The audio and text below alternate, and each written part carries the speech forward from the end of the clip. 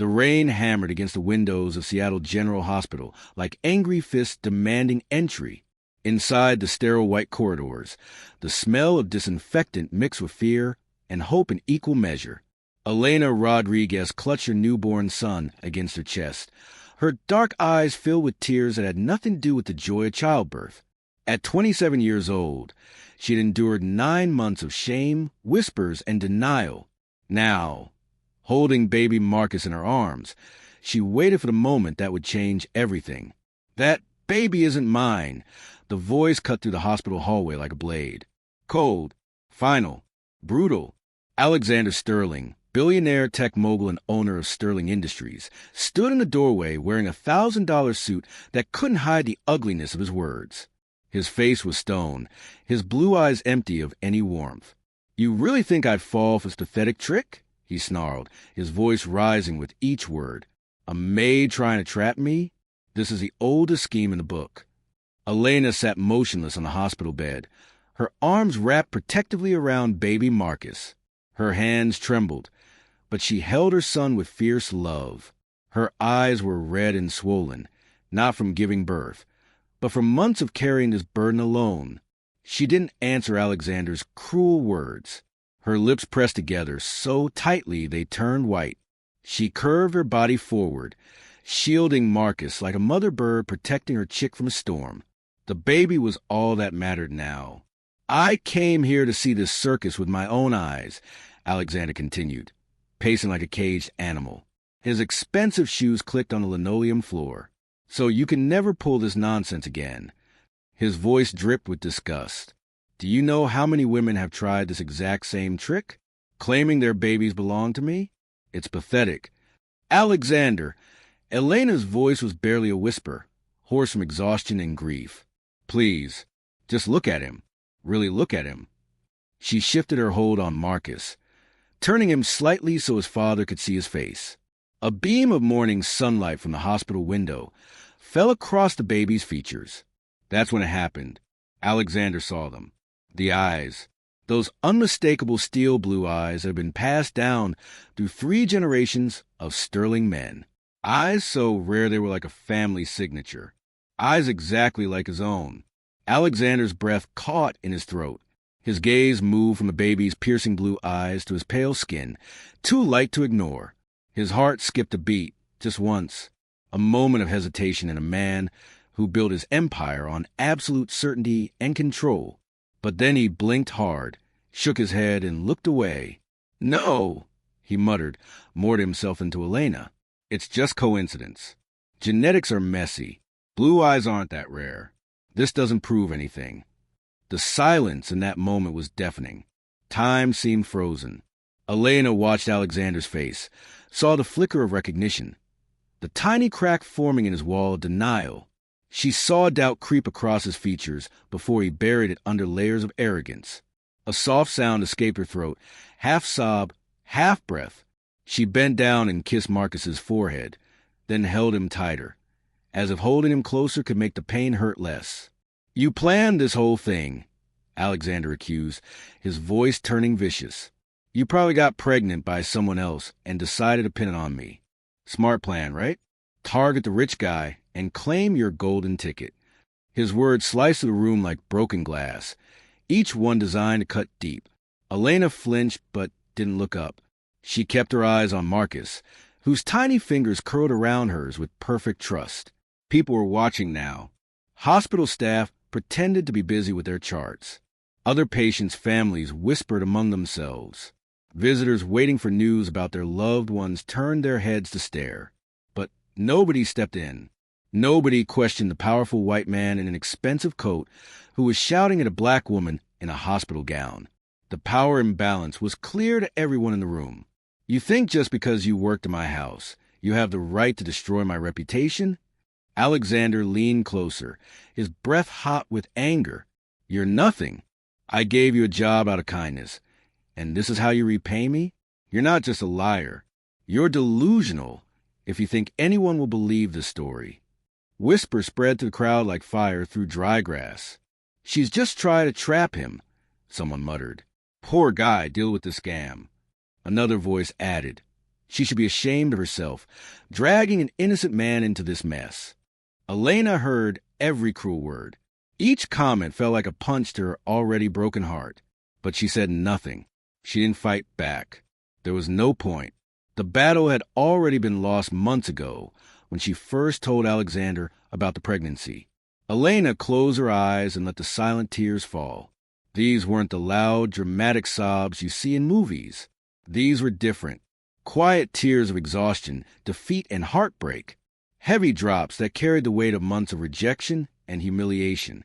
Her mind drifted away from the hospital room, escaping the memories of how this all began. She remembered the company Christmas party 10 months ago. Sterling Industries had rented out the entire top floor of the Space Needle for the celebration. Crystal chandeliers cast golden light over Seattle's skyline. Champagne flowed like water, and laughter echoed through glass-wall rooms.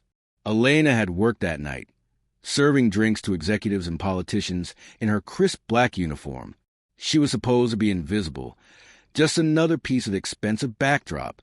Late that night, after the last guests had stumbled to their chauffeur-driven cars, Alexander had called her into his private office. He was drunk, his tie loosened, his usually perfect hair messy. "Elena," he had slurred, swaying slightly as he poured another scotch. "You're different from the others. You actually listen when people talk. Do you know how rare that is in my world?"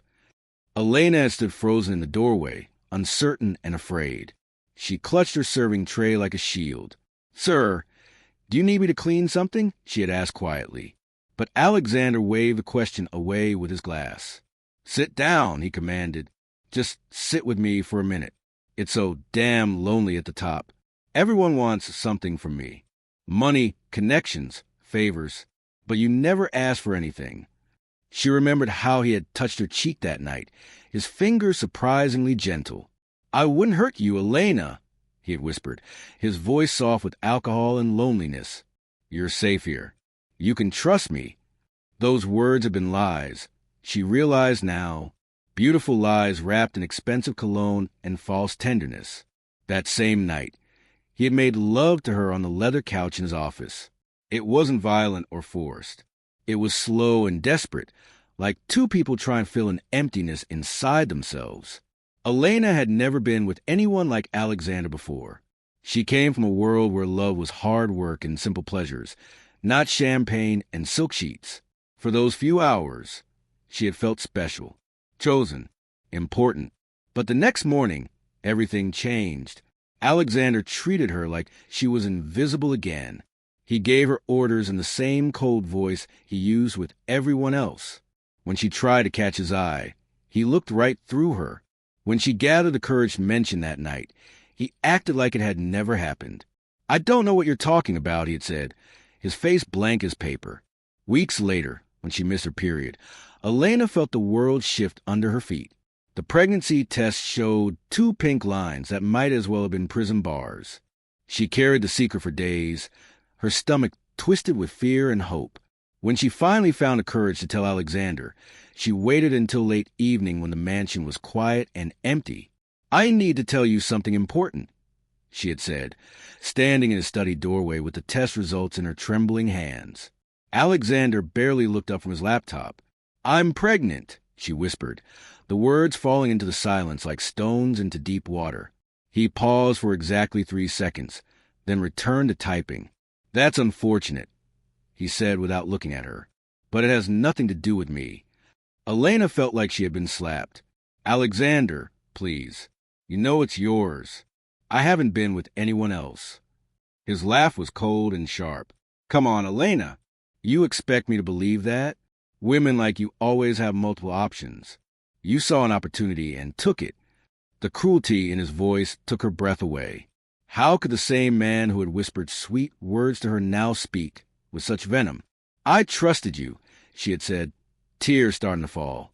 Alexander stood up from his desk, towering over her like a judge passing sentence. "Trust is expensive, and you can't afford it," he said. Then he pulled out his checkbook and wrote quickly, "Here's $50,000. Get rid of the problem and never speak of this again." Elena stared at the check like it was poisonous. "This is your child we're talking about," she said. "Our child." But Alexander was already walking toward the door. "My child would never be born to someone like you. You're dismissed. Pack your things and leave tonight." Now, 10 months later, Elena sat in a hospital bed holding the beautiful baby boy that Alexander refused to claim. Marcus had his father's eyes, his father's chin, even his father's stubborn streak that showed when he cried. Every feature screamed the truth that Alexander was too proud to admit. "Go ahead," Alexander growled, yanking his expensive gloves back on his hands. "Call the newspapers. Call a lawyer. Post pictures on social media. You'll get nothing from me. This child," he gestured toward Marcus with disgust, "is not mine. I see what I want to see, and I see a liar trying to scam her way into a trust fund." Elena looked up at him with tired eyes that held more strength than he could ever understand. "You saw his eyes, Alexander," she said softly. "The same blue as yours. You can lie to the world, but you can't lie to yourself forever." Her voice was steady despite the pain crushing her chest. Alexander scoffed and turned toward the door. His hand was on the handle when Elena spoke again. "If you have no heart, then go. I won't beg you to love us." The words were quiet, but they hit harder than any scream. "I won't teach him to hate you, but I won't lie to him either. One day, he'll ask about his father. I'll tell him the truth." For a moment, Alexander stopped. He looked back at Elena holding Marcus, at the baby's peaceful face and closed eyes. Those steel blue eyes were burned into his memory now. He saw them every time he closed his own eyes. But pride was stronger than doubt, and fear was stronger than love. He walked out and let the door swing shut behind him. Elena buried her face in Marcus's soft hair and finally let the sobs come. They were deep and wrenching, months of pain pouring out at once. "You're not a mistake," she whispered to her son through her tears. "You're my miracle. You're my reason for everything." Outside the hospital, Alexander stood under the covered entrance as snow began to fall. Seattle's winter sky was gray and heavy, matching the storm in his chest. He reached into his coat pocket and pulled out that same crumpled check he had tried to give Elena months ago. He had carried it with him like proof of his righteousness. For a long moment, he stared at it, reading his own handwriting in the lamplight. Then, with a deep sigh that seemed to come from his soul, he tore the check into pieces and let them fall onto the wet sidewalk. The wind scattered the fragments like confetti, and Alexander watched them disappear into the Seattle night. He told himself he felt relieved, but the heaviness in his chest said otherwise. 2 years before that snowy hospital night, Alexander Sterling's mansion had been a fortress of silence. 30,000 square feet of marble floors, crystal chandeliers, and empty rooms that echoed with wealth but never with laughter. The house sat on 5 acres of perfectly manicured gardens in the hills overlooking Puget Sound. Everything sparkled, but everything felt hollow. Elena Rodriguez had been working there for 6 months. She was quiet, efficient, and invisible in a way that rich people require their help to be. Every morning started at 5 o'clock. She would arrive through the service entrance and begin her careful routine, polishing floors that were already spotless, dusting furniture that was never touched, preparing breakfast for a man who barely acknowledged her existence. Alexander Sterling didn't speak to his staff unless he was giving orders. "Make sure the guest rooms are ready for the board meeting. Don't leave fingerprints on the wine glasses. Have my car brought around at 9 sharp." Elena learned his patterns like a student memorizing important lessons. She knew he preferred his coffee black with 1 sugar cube. She knew he liked his shirts hung by color and his ties arranged by pattern. She also knew he never smiled. Not once in 6 months had she seen him truly happy. To the outside world, Alexander was living the American dream. At 38, he was worth $3 billion. His company, Sterling Industries, had revolutionized cloud computing and made him one of the youngest billionaires in tech history. He appeared on magazine covers and gave speeches at universities. But behind the scenes, he was a machine, cold, calculating, and desperately bored with his perfect life. The Christmas party that changed everything happened in mid-December. Alexander's mansion was transformed into a winter wonderland for Seattle's most powerful people, politicians mixed with movie stars. Tech giants laugh with oil executives. The air buzzed with expensive perfume, aged whiskey, and the kind of conversations that happened when money was no object. Elena worked the party like a ghost, floating from room to room with trays of champagne and forced smiles. She had learned to make herself invisible, to serve without being seen. The rich guests looked through her like she was part of the furniture. Some were polite, others dismissive, but none of them saw her as a real person with dreams and feelings. After the last guest left at nearly 3 a.m, Elena was cleaning up crystal glasses and wiping down surfaces when Alexander's voice cut through the silence. "Elena," he called from his study. His voice was thick with alcohol and something else she couldn't identify. "Come in here." She hesitated in the doorway, holding a tray of empty champagne flutes. "Do you need something clean, Mr. Sterling?" The study smelled like expensive cigars and leather-bound books. A fire crackled in the marble fireplace, and soft jazz music played from hidden speakers. Alexander was slouched in his leather armchair, his bow tie undone, his usually perfect hair falling across his forehead. He held a crystal tumbler of scotch that caught the firelight like liquid gold. "Sit down," he said, patting the arm of the chair across from him. "Just for a minute." Elena set down her tray with careful hands. "Sir, I should finish cleaning and get home. It's very late." But Alexander waved away her concern like it was cigarette smoke. "The cleaning can wait. I want to talk to someone real for once." She perched on the edge of the chair, her back straight and her hands folded in her lap. Everything about her posture screamed that she was ready to run if needed. Alexander studied her face in the firelight, seeing her perhaps for the first time as more than just hired help.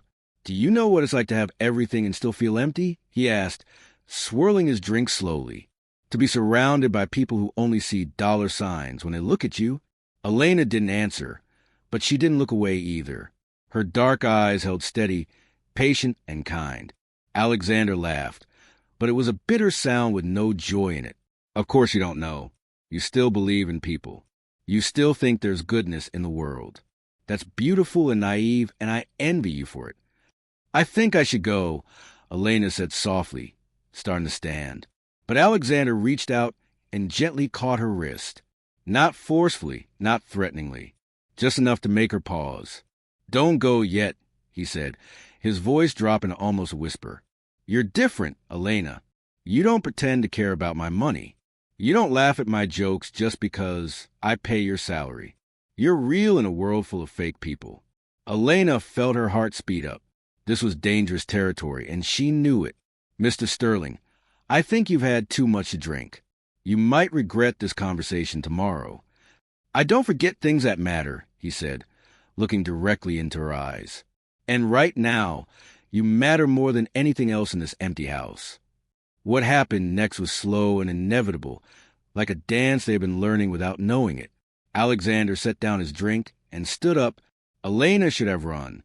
Every smart cell in her brain told her to leave immediately. But loneliness recognizes loneliness, and she had been alone for so long. When he kissed her, it tasted like expensive whiskey and desperation. When she kissed him back, it was with months of hidden attraction and the dangerous hope that maybe she could be more than invisible to someone.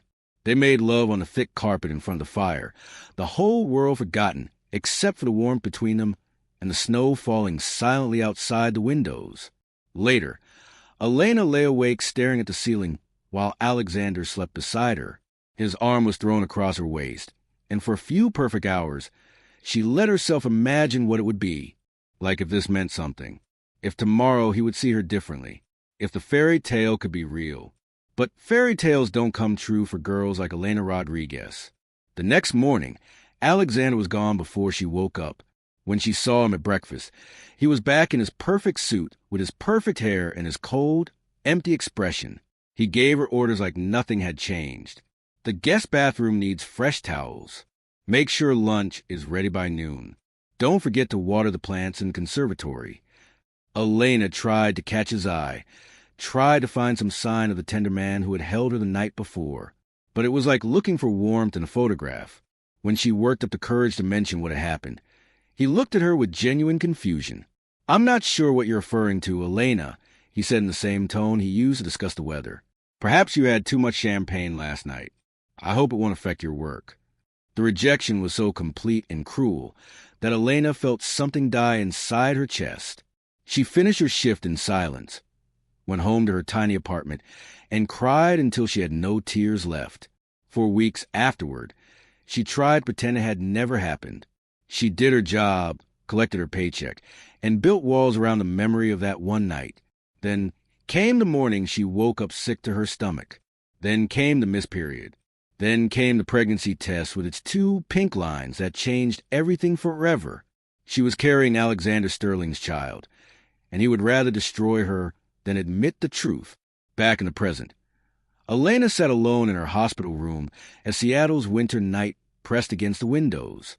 Baby Marcus slept peacefully in the bassinet beside her bed. His tiny chest rose and fell with the rhythm of life itself. The room smelled like antiseptic and new beginnings, but Elena's heart was heavy with the weight of what came next. She touched Marcus's cheek with the back of her finger, and he stirred slightly. His little lips parted in what might have been a dream smile. Elena remembered every cruel word Alexander had said just hours earlier. But she also remembered that moment when he saw Marcus's eyes. His eyes. The look of recognition that flashed across his face before he buried it under pride and fear. "You are not a tool for revenge," she whispered to her sleeping son. "You are not a weapon to hurt your father with. You are not a mistake or a problem to be solved. You are love wrapped in soft skin and tiny fists. You are light, even if he's too blind to see it right now." She turned toward the window and watched snowflakes dance in the glow of the street lamps. Somewhere out there in the Seattle night, Alexander Sterling sat alone with his empty wealth and his hollow victories. He could deny Marcus all he wanted, but truth had a way of burning through lies. And those steel blue eyes would haunt him until he found the courage to face what he had tried so hard to destroy. Elena pulled Marcus closer to her chest and made promises that she intended to keep. "I will raise you to be better than your father," she whispered. "I will teach you that love is not weakness, and that money cannot buy integrity. You will know your worth has nothing to do with his recognition of you." The story of the billionaire who got his black maid pregnant and denied her until he saw the baby's eyes was just beginning. Truth is patient, but it is also relentless. It waits in steel blue eyes and stubborn hearts. It grows in the love between a mother and child who refuse to be erased by shame or silence. Outside the hospital, Alexander Sterling drove through the empty streets of Seattle, but he could not drive away from what he had seen in that room. Those eyes would follow him home to his mansion of marble and emptiness.